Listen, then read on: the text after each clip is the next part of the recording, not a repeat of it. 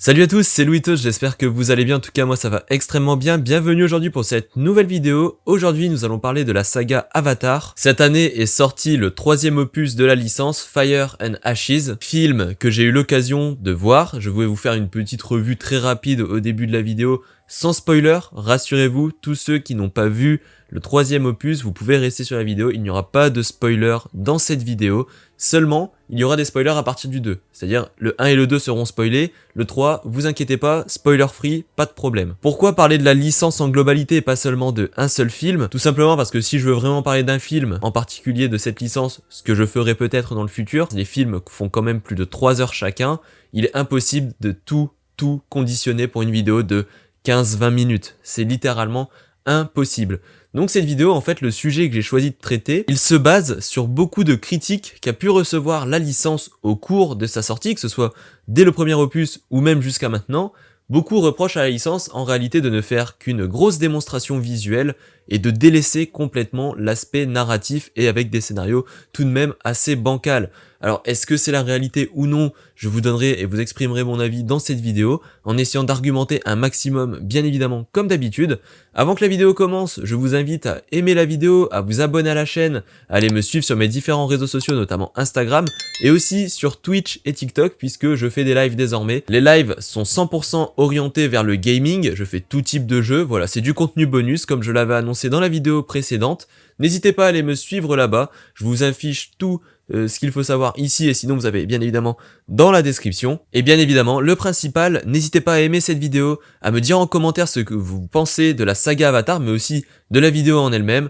Et c'est parti. Alors Avatar, c'est sorti en 2009, c'est réalisé par James Cameron, les 3 épisodes sont par James Cameron, et c'est un film qui déjà à l'époque affiche une ambition extraordinaire. Il est filmé en full mocap, on a une nouvelle technologie, puisqu'il faut savoir que James Cameron rêve de Avatar depuis les années 90, le film n'était juste pas possible à réaliser parce que les techniques au niveau de la motion capture, la capture d'images en images de synthèse étaient beaucoup trop limitées. Alors on avait commencé un petit peu à pousser le truc avec notamment le Seigneur des Anneaux, la motion capture de Gollum. À partir de là, on a pu justement créer une nouvelle technologie du côté de Cameron avec notamment les points sur les visages comme on les connaît, les caméras qui se placent devant les acteurs, et tout ça a été filmé dans un seul hangar. C'est quand même incroyable au vu du résultat qu'on a pour un film de 2009. Alors clairement, si on ne peut pas reprocher quelque chose à la licence Avatar, c'est d'avoir innové. Parce que clairement, des nouvelles techniques et des prouesses techniques et technologiques surtout qui ont été faites rien que sur ce premier opus, c'est incroyable. Vous regardez de nos jours Avatar qui date comme je l'ai dit de 2009, vous avez des effets spéciaux clairement qui passent crème comme pas possible. Alors au niveau scénario, pour ce premier opus, on va mettre en place forcément les personnages que l'on va suivre dans les 3 prochains films, que ce soit Jake Sully, le héros principal. Ici, on le verra sous sa forme humaine, donc paraplégique. Il est Marines auprès de la RDA. Nous avons l'antagoniste Quaritch, joué par Stephen Lang, un personnage qui est beaucoup plus complexe. Alors dans le premier épisode, c'est vrai qu'on a vraiment ce personnage très masculin, très cliché du Marines, mais on verra dans les suites justement une complexité du personnage qui a été réaffirmée, et d'ailleurs c'est pour ça que Stephen Lang a accepté de revenir dans le rôle.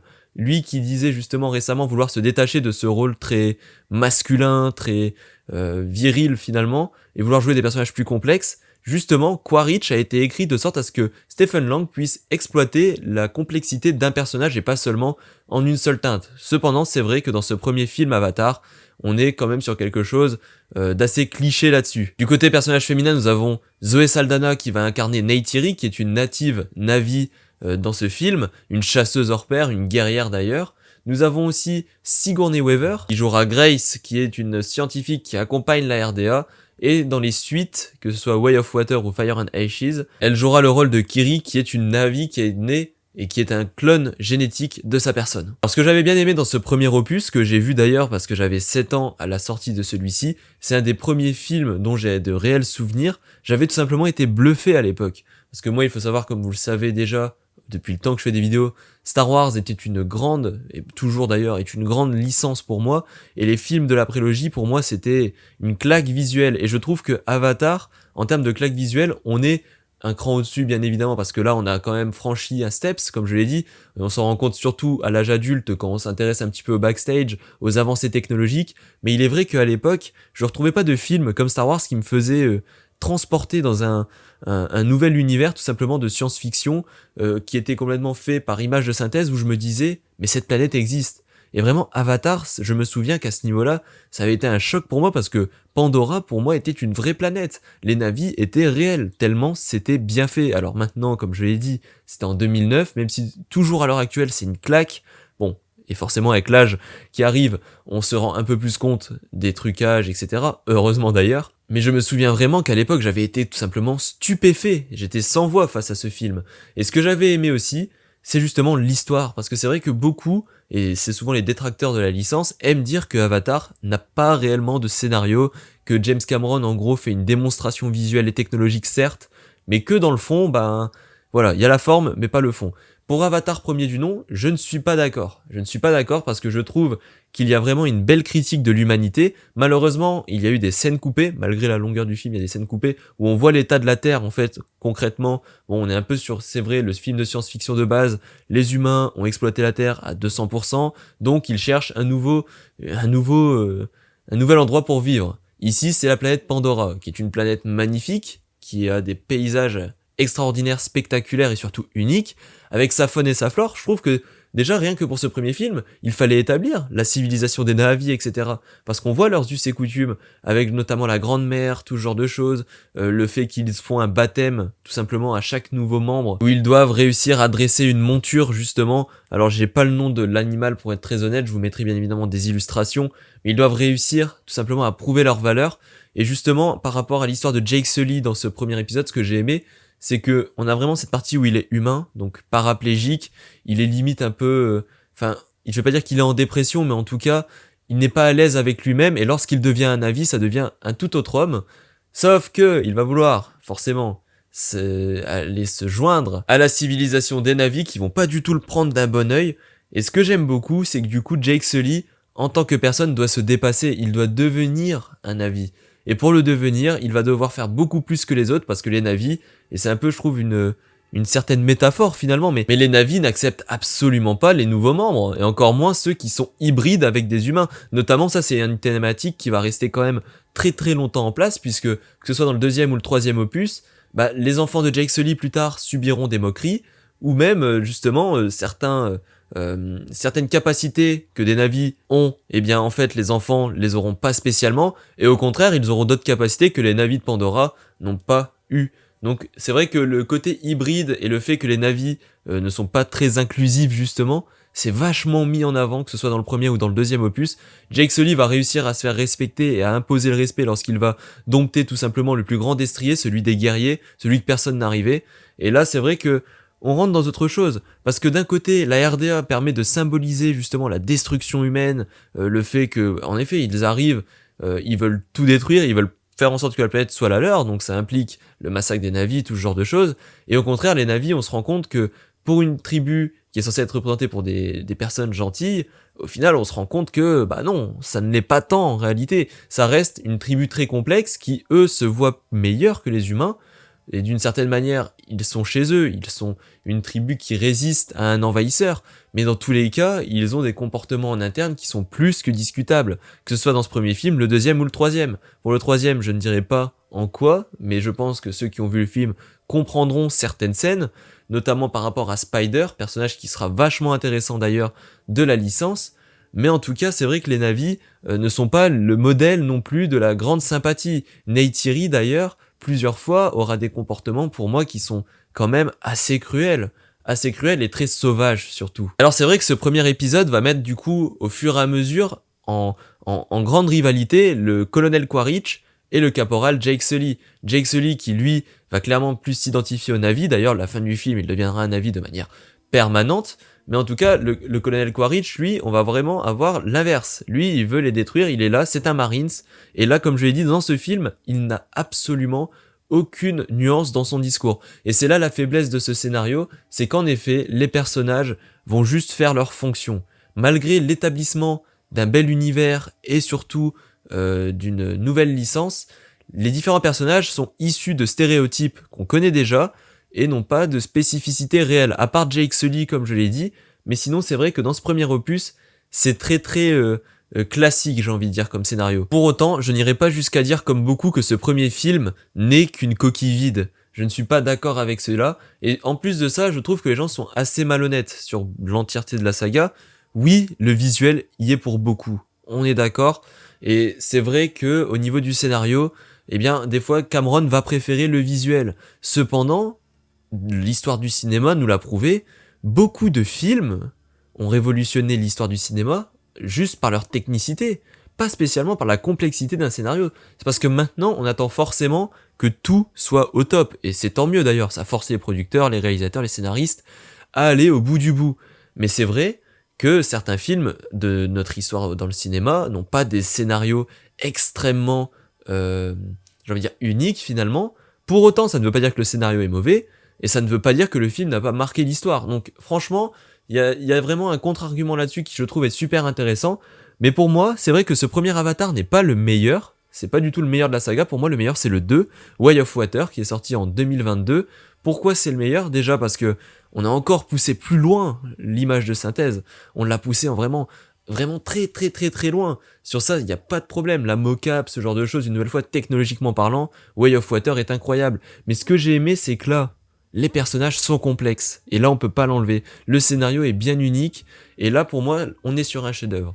Déjà parce que Jake Sully, en tant que Na'vi entier, là où dans le premier, Jake Sully était quand même un peu un personnage, comme je l'ai dit, que lorsqu'il était humain, il fait un peu de peine, il est gentil comme tout, etc. Dans le 2, Jake Sully est un enfoiré fini. Il est extrêmement autoritaire avec ses enfants. D'ailleurs, il y a un de ses enfants, le hack, qui le renie à la limite, hein, on peut presque aller jusque-là. Il est constamment en train de lui mettre la pression. Là où il a un fils, justement, Nateyam, si je ne dis pas de bêtises, qui lui est le fils modèle, le fils parfait, en fait, il les élève comme des Marines.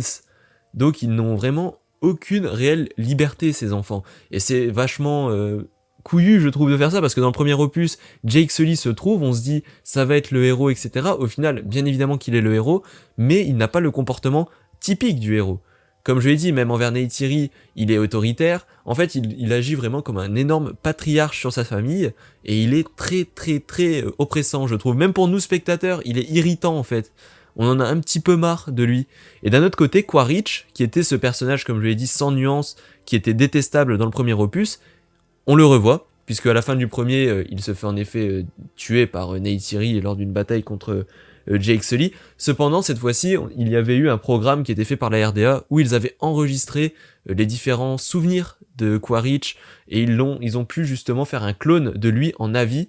Et du coup, alors ce que j'ai beaucoup aimé, c'est qu'on va voir l'arrivée de Spider. Spider qui est l'enfant de Quaritch.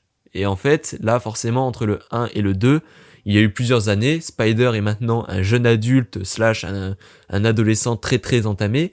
Et du coup, on va avoir toute une ribambelle, j'ai envie de dire, de moments très émotifs pour le personnage de Quaritch dans Way of Water. Et on va découvrir une nouvelle facette du personnage. Une facette, certes, où il est toujours limité au fait de faire son devoir. Il va même faire encore une fois des crimes, il va brûler des villages pour savoir où est Jake. D'ailleurs, sa mission sera d'assassiner Jake, ou du moins de le retrouver, de le ramener à la justice. Le personnage de Spider, justement, va faire grandir son personnage. Il va apporter beaucoup plus de nuances, de complexité. Et surtout, Quaritch, là où il est prêt à tout faire normalement pour accomplir sa mission, grâce à Spider, et surtout quand Spider est en danger ou a besoin d'aide, il est capable de délaisser sa mission pour aller aider son fils, ce qui paraîtrait presque inenvisageable dans le premier opus, où Quaritch est, comme je l'ai dit, un soldat pur et dur. Et il essaye de créer du lien. Il essaye de créer du lien avec Spider. Cependant, malheureusement, on est dans le genre de relation, qui est souvent faite aussi dans le cinéma, où un personnage veut nouer une relation avec un autre, sauf que la force des choses fait que c'est impossible. Malheureusement, Quaritch restera un suppôt de la RDA, là où Spider, lui, a été élevé par les Na'vi, et notamment par Jake Sully.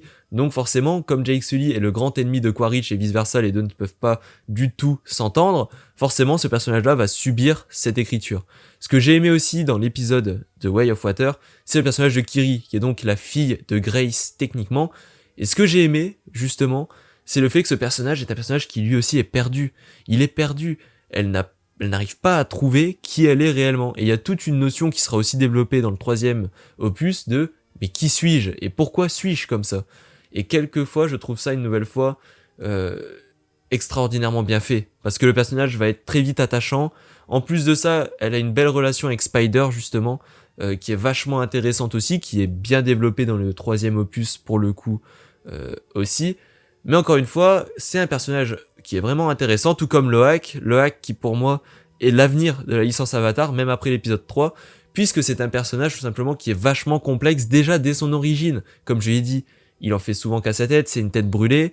D'un côté c'est un bon guerrier, d'un autre c'est quelqu'un de pas très discipliné. Alors bien évidemment, au cours de l'épisode 2 et de l'épisode 3, ça va évoluer, notamment avec la rencontre de Payakan, qui est aussi un personnage extraordinaire, pourtant un personnage non parlant, puisque c'est un Tulkum, une sorte de baleine, si on peut dire ça comme ça, de Pandora. Alors c'est bien plus complexe que ça, et d'ailleurs on insiste dessus dans le deuxième épisode, c'est une race qui a ses propres us et coutumes, sa propre communication, ils sont capables de faire des mathématiques, une philosophie, etc.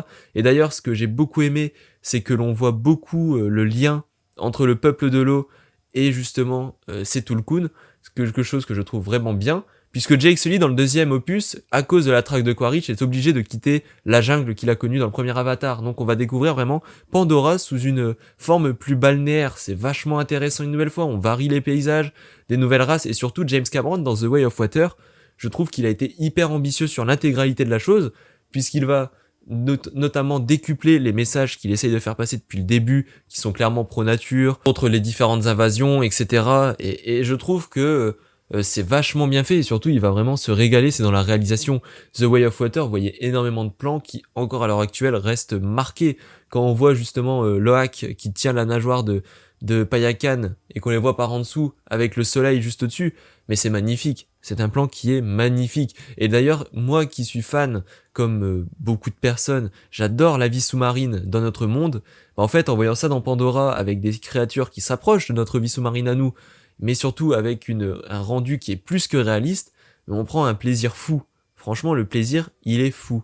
Et c'est quelque chose que j'ai beaucoup aimé d'ailleurs. Ce que j'aime beaucoup aussi dans les 3 films Avatar pour le coup, c'est les séquences d'action. Elles sont très bien filmées, elles sont violentes, et surtout, on voit beaucoup le style de combat des Na'vi qui diffère.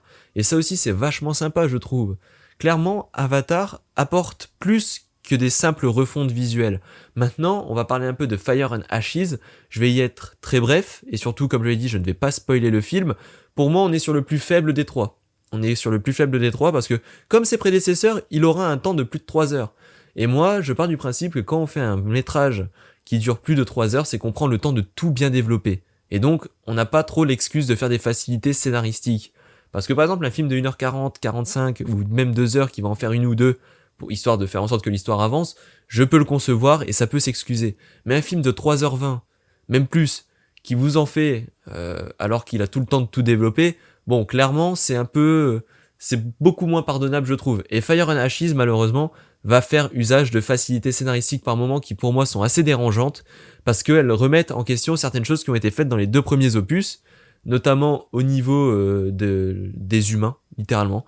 Je n'en dirai pas plus, parce que sinon, ça va donner des indices. L'idée est bonne de ce qui est fait autour de l'humanité, notamment autour de Spider, mais c'est fait avec une facilité scénaristique qui est vraiment désagréable. Après, pour le reste, alors la nouvelle grande antagoniste, c'est que sur la première partie, elle est vraiment très très bien introduite, hyper imposante, charismatique, on sent le danger, et en fait après, elle est complètement noyée par Quaritch, justement, qui reprend le lead au niveau de l'antagoniste, toujours d'une manière très complexe, et justement Quaritch, pour moi, va beaucoup sauver cette première partie du film, parce que c'est vrai que la première partie de Fire and Ashes, c'est pas la meilleure. Franchement, c'est pas la meilleure. Il y a même des moments où dans le film, c'est vrai, on a l'impression de voir un Avatar 2.5. Alors, apparemment, ce film était de base The Way of Water. En fait, c'est-à-dire que The Way of Water et Fire and Ashes ne formaient qu'un, mais le métrage était trop long, donc James Cameron l'aurait séparé en 2. Et franchement, ça se ressent.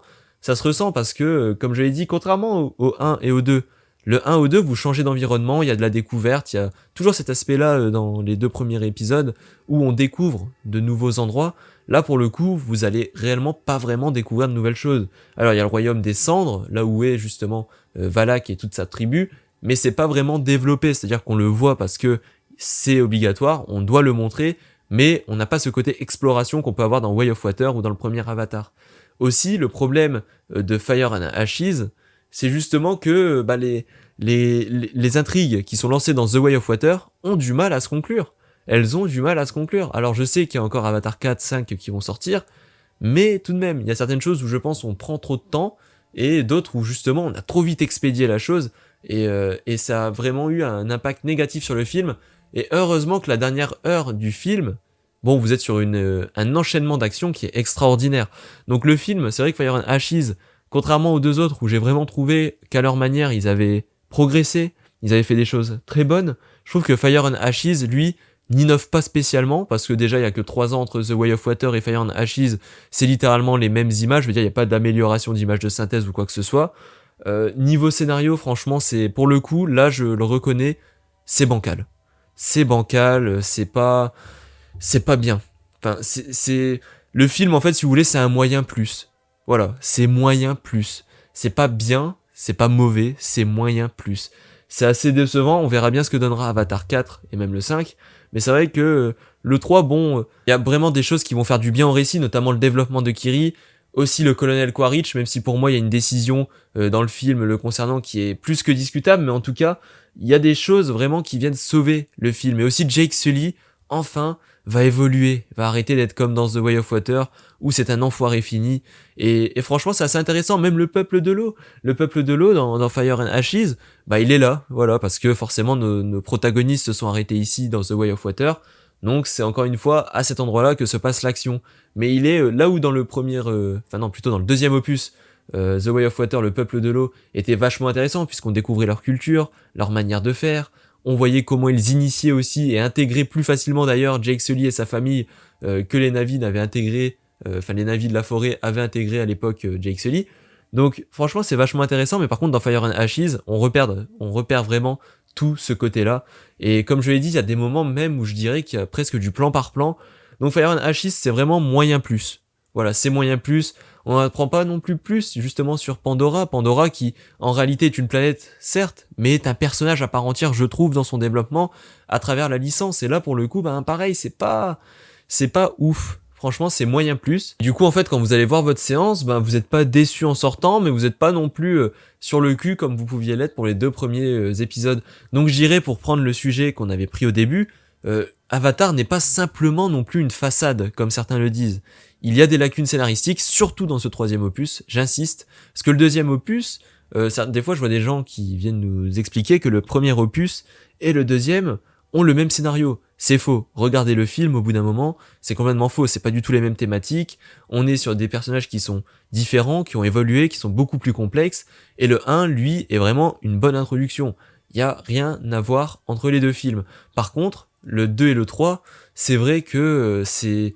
Ouais, là, pour le coup, il y a des trop grosses ressemblances. C'est pas juste une suite dans l'âme, c'est qu'on a vraiment l'impression des fois que ça a été repris au plan par plan, et que, bah, du coup, c'est quand même assez compliqué. Maintenant, je trouve que, comme je le disais, cette excuse de dire que ce n'est qu'une façade Avatar, et que ce n'est que des images très jolies, c'est faux. Il y a des personnages complexes qui sont développés, il y a eu des erreurs de scénario, comme dans toutes les licences à plusieurs épisodes, ont eu des faiblesses, surtout quand on commence à arriver au 3e. Vous regardez par exemple Le Parrain, 3 films, le 3e est beaucoup plus faible. Pour autant, est-ce que c'est une saga légendaire? Oui. Vous regardez Star Wars n'a pas d'épisode faible, lol. Mais on va prendre Star Wars, surtout la post-logie, bon là il y a que de la merde, mais si vous prenez les 6 premiers, c'était nickel. Vous regardez justement les seules trilogies pour moi où on peut vraiment rien dire, c'est simple. Indiana Jones, le 4 et 5, ok on peut dire les choses, mais si on prend que les 3 premiers, rien à dire. Retour vers le futur, il y a rien à dire non plus. Mais je veux dire, c'est très très commun que une licence où il y a plus de 3 films, en tout cas, il y en ait un plus faible. Mais c'est pas parce qu'il y en a un plus faible que toute la licence est pourrie. Donc je dirais qu'il faut être très nuancé sur les propos qu'on peut tenir envers la licence Avatar. Ce n'est pas simplement une façade, ce n'est pas non plus le chef-d'œuvre scénaristique. Cependant, les limiter l'un à l'autre à seulement une image, je trouve ça assez dommage, justement. Parce que oui, Avatar, c'est un modèle de travail de l'image. Comme je l'ai dit, technologiquement parlant, les couleurs, réussir à faire matcher justement la mocap sur même un environnement complètement synthétique, c'est quelque chose.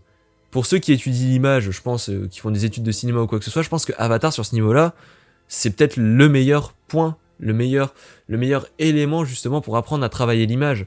Maintenant, scénaristiquement parlant, c'est vrai que si on parle du premier, bon, c'est très classique. Si on parle du 3e, c'est pas que c'est très classique, mais c'est que ça n'innove pas et c'est pas extrêmement bien écrit. Par contre, The Way of Water, là on a quelque chose. The Way of Water, c'est le film qui a réussi à allier les deux. Et clairement, moi, Avatar, c'est une licence qui honnêtement n'est pas ma préférée, mais c'est une licence que j'aime bien. J'aime regarder les films de James Cameron, parce que je trouve qu'ils sont très personnels en plus de ça. Par moments, ça se tend vers le film d'auteur, j'irais même jusqu'à dire, et j'ai hâte de voir ce qu'il va faire avec le 4e et le 5e opus. En tout cas, lui-même avait assumé dans sa tournée de promotion que Fire and Ashes n'était pas son film le plus ambitieux de la licence. Sûrement aussi parce qu'il sait lui-même que ce film fera office de transition vers peut-être une nouvelle histoire complète. Qui sait? Qui sait? Nous verrons bien. En tout cas, merci à tous d'avoir suivi la vidéo. Une nouvelle fois, n'hésitez pas à me dire ce que vous avez pensé, vous, de la licence Avatar dans sa globalité, et même du dernier film si vous l'avez vu. Cependant, si c'est le dernier film, je vous demanderai évidemment de ne pas spoiler dans les commentaires. Et surtout, n'hésitez pas à vous abonner à la chaîne, à aimer la vidéo, à aller me suivre, comme je l'ai dit au début de la vidéo, sur Twitch, TikTok, Instagram, c'est hyper important. N'hésitez pas aussi à partager la vidéo afin de pouvoir justement amener de nouvelles personnes à débattre avec nous. Encore une fois, comme je le disais, Avatar est une très bonne licence qui n'a pas fini de nous surprendre, que ce soit dans le bon ou dans le mauvais sens, je pense. Voilà, c'est une réponse très nuancée, c'est volontaire, c'est pour laisser une ouverture au débat et laisser votre expression se faire en commentaire. En tout cas, merci à tous d'avoir suivi cette vidéo, ça m'a fait énormément plaisir de pouvoir la tourner, je vous dis à très bientôt, et si on se revoit pas d'ici là, je vous souhaite bien évidemment un joyeux Noël, et merci à tous d'avoir suivi cette vidéo. Allez, salut tout le monde!